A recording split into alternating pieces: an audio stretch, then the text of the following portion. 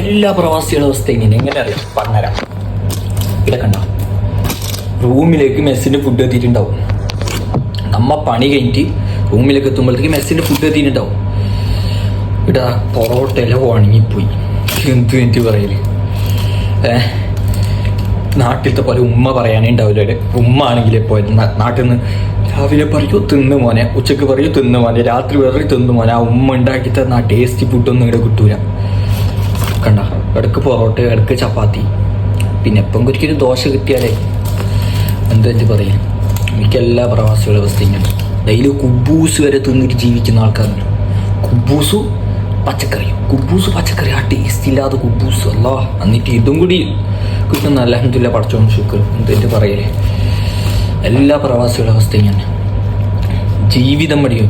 ദുബൈയിൽ വന്നാലേ ശരിക്കുള്ള ജീവിതം പഠിക്കും എന്ന് പറയുന്നില്ല, അതുപോലെ ഇങ്ങനെ എടുത്തിട്ട് തിന്നാം. പൈക്കുമ്പോൾ ഇങ്ങനെ എടുത്തിട്ട് തിന്നാം.